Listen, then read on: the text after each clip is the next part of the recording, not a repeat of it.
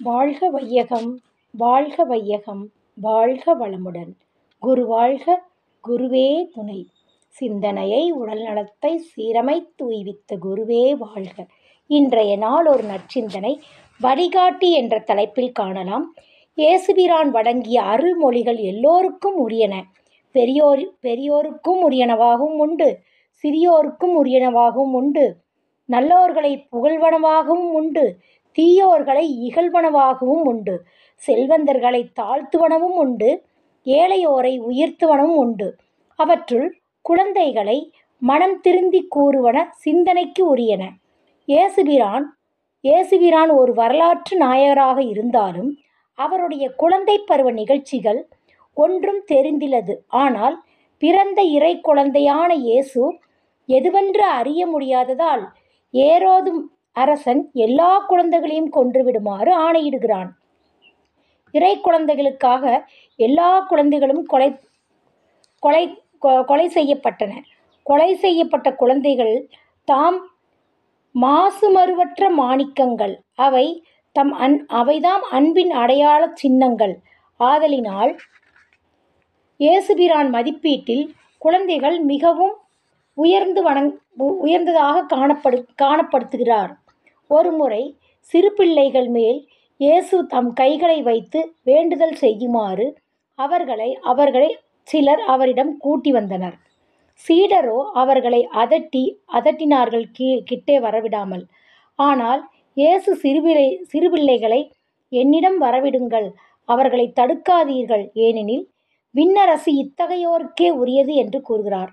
மற்றொரு முறை சீடர்கள் தங்களுக்குள் யார் பெரியவர் என்று வாதாடிக் கொண்டிருந்தது இயேசுபிரானுக்கு தெரிய வந்தது. அப்பொழுது சிறு குழந்தைகள்தாம் எல்லோரினும் பெரியவர்கள் என்பதை அறிவிக்க விரும்புவார்கள். அவர்கள் முன் ஒரு சிறு பிள்ளையை எடுத்து அவர்கள் நடுவே நிறுத்தி அதை அரவணைத்து கொண்டு, இத்தகைய சிறுபிள்ளைகளுள் ஒன்றை என் பெயரால் ஏற்றுக்கொள்பவர்கள் என்னை ஏற்றுக்கொள்வார்கள், என்னை மட்டுமல்ல என்னை அனுப்பியவரை ஏற்றுக்கொள்வார்கள் என்று அரவணைத்து கொண்டார். குழந்தைகள் இயல்பிலேயே மற்றவரை மற்றவங்களை பார்த்து அவங்க எப்படி செய்கிறாங்களோ அதை பார்த்து நடக்க முயற்சி செய்வாங்க. அதனால் அவர்களுக்கு வழிகாட்டியாக இருக்கும் பெற்றோர்கள், ஆசிரியர்கள் மிகவும் கவனமாக நல்வழிகளை, நன்னெறிகளை பின்பற்ற வேண்டும். அவ்வாறில்லாவிட்டால் குழந்தையின் வாழ்வு பாழாகிவிடும். நல்வழிகாட்டிகளாக அமையாதவர்களுக்கு எச்சரிக்கை தருகிறார் இயேசுபிரான். இச்சிறியோருள் எவரையாவது பாவத்தில் விழச் செய்வோருடைய கழுத்தில் எந்திரக்கல்லை கட்டி தொங்கவிட்டு ஆழ்கடலில் அமிழ்த்துவதான் அவர்களுக்கு நல்லது என்று கூறுகிறார். இவ்வெச்சரிக்கையில் உள்ள ஒவ்வொரு சொல்லும் மிகவும் அழுத்தமான பொருள் உள்ளது. சிறுவர்களுக்கு தவறான வழிகாட்டுவோருக்கு உரிய தண்டனை என்ன தெரியுமா?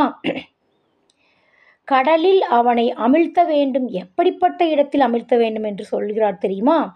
ஆழ்கடலில். எவ்வாறு அமிழ்த்த வேண்டும்? கல்லை கட்டி, எப்பேற்பட்ட கல்? சாதாரண கல் அல்ல, எந்திரக்கல். அந்த கல்லையும் எங்கே கட்ட வேண்டும்? காலிலோ கையிலோ அல்ல. அவ்விடங்களில் கட்டினால் ஒருவேளை பிழைத்து கொள்ள நேரிடும். அதனால் கழுத்தில் கட்ட வேண்டும்.